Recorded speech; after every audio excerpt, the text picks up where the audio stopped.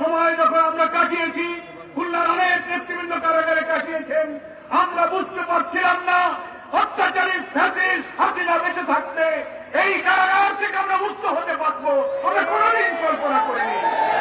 সেই রব্বুল আলামিনের দরবারে আপনাদের কাছে আমি শুকরিয়া জানাচ্ছি আবারও আলহামদুলিল্লাহ। আমাদের শীর্ষ প্রিয় নেতাদের মধ্যে সবচেয়ে তিনি জীবিত একজন মুসলিম নেতা, তিনি কারাগারে ফাঁসির দণ্ড নিয়ে, মৃত্যুদণ্ড নিয়ে ফাঁসির ছেড়ে একটা ছোট্ট কবরের মতো জায়গায় একটা মানুষ শুনতে পারে না, 14টি বছর তাকে আটকে রাখা হয়েছে।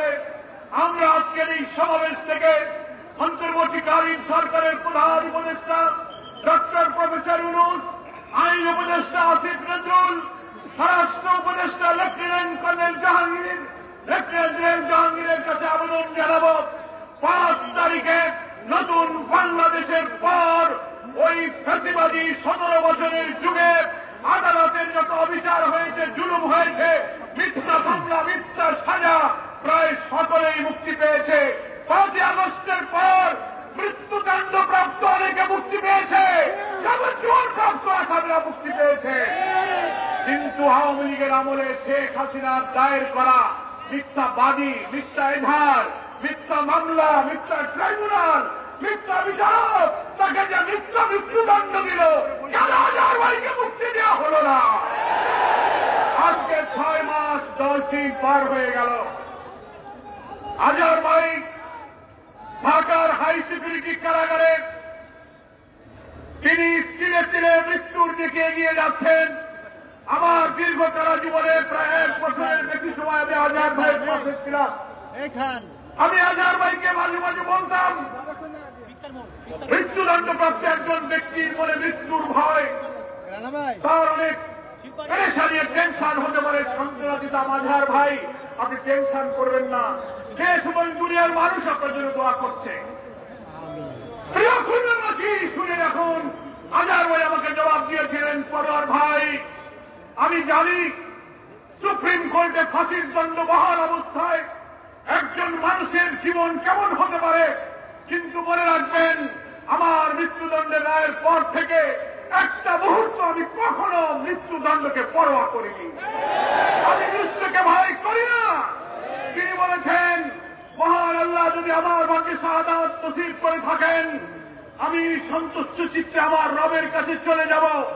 আমি বিশ্বাস করি আমার জীবনে কোনো পিছু টান নেই, আমার পরিবার, আমার সন্তানকে আমি আল্লাহর দ্বীনের পথে গঠন করেছি, দুনিয়ায় আমার কোনো দায় নেই।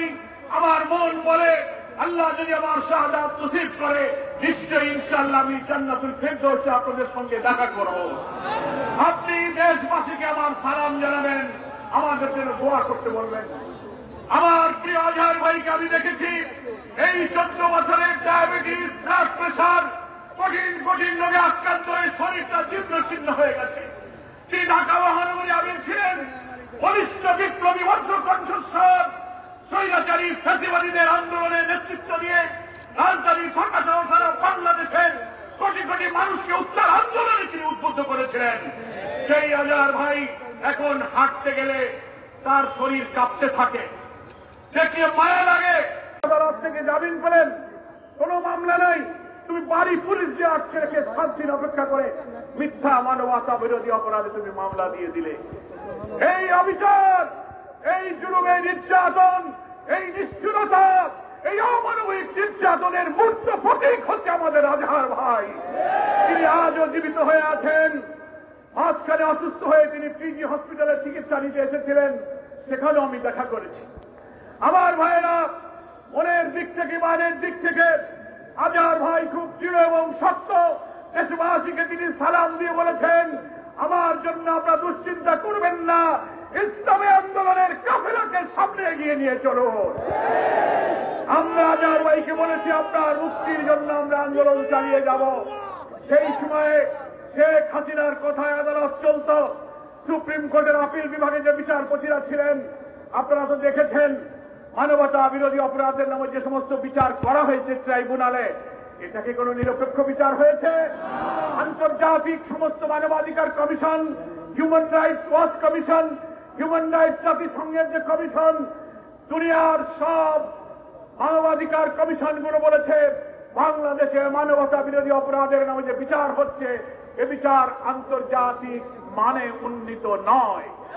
এটা রাজনৈতিক উদ্দেশ্যে রাজনৈতিক প্রতিপক্ষকে হত্যা করার জন্য আধিপত্যবাদী ভারতের ইঙ্গিতে এদেরকে গ্রেফতার করা হয়েছে। জামাত ইসলামী ছাত্র শিবিরকে দমন করার কোন পথ না পেয়ে আওয়ামী ফ্যাসিবাদী খুনি শেখ হাসিনা আদালতকে ব্যবহার করে আমাদের মৌলানা নিজামী, আলী আহসান মোহাম্মদ মুজাহিদ, কামারুজ্জামান, কাদের মোল্লা, মীর কাসিম আলী সহ তিলে তিলে অধ্যাপক গোলাম আজম, মৌলানা কে এম ইউসুফ, মকবুল আহমদ, আমাদের মৌলানা সুবহান, সাতক্ষীর আব্দুল খালেক মন্ডল সহ 70, 80, 90 বছরের বৃদ্ধ অনেক মানুষদেরকে ফাঁসিতে ঝুলিয়ে হত্যা করা হয়েছে। কেউ কেউ কারাগারে তিলে তিলে মৃত্যুমুখে পতিত হয়েছে। সেই বিচার আন্তর্জাতিক মানের ছিল না। এটা ছিল জুডিশিয়াল কিলিং, এটা ছিল বিচারিক হত্যা। এই বিচার সারা দুনিয়া প্রত্যাখ্যান করেছে। ট্রাইব্যুনালে যখন বিচার চলছিল, বেলজিয়াম থেকে একজন জিয়াউদ্দিন রায় লিখে দিয়েছে, ট্রাইব্যুনালের বিচারক নিজামুল হক নাসিম স্কাইপে কেলেঙ্কারির মাধ্যমে ধরা পড়েছে যে এই বিচার বাংলাদেশ থেকে হয়নি, এই রায় বেলজিয়াম থেকে লিখে দেওয়া হয়েছে। ট্রাইব্যুনালের সামনে থেকে মৌলানা সাইদির সাক্ষী সুখরঞ্জন বাড়ি সাক্ষী দিতে এসেছে একজন হিন্দু ভদ্রলোক। মিথ্যা সাক্ষী দেবে না, সাইদি কোন অপরাধী নয়, কথা বলবে। এটা জানতে পেরে সুখরঞ্জন বাড়িকে ট্রাইব্যুনালের সামনে থেকে ডিবি পুলিশ গ্রেফতার করে তাকে জেলে নিয়ে পরে ভারতে পাঠিয়ে ভারতের কারাগার থেকে বিচারপতি সিনহা চিফ জাস্টিস তাকে যখন শেখ হাসিনার স্বার্থ পূরণ হল না, লাঠি মেরে চিফ জাস্টিসের চেয়ার থেকে তার ডিজিএফআই অফিসাররা যখন বের করে দিল, বিদেশে গিয়ে তিনি যে বই লিখেছেন, সাবেক প্রধান বিচারপতি সিনহাও বলেছে এই বিচার সরকার নির্দেশ দিয়ে আমাদেরকে জামাতের নেতাদের ফাঁসি দিতে বাধ্য করেছে। দুনিয়ার আন্তর্জাতিক বিচারে আজহার ভাই সহ যত বিচার হয়েছে কোন বিচার স্বচ্ছ হয়নি, আন্তর্জাতিক মানের হয়নি।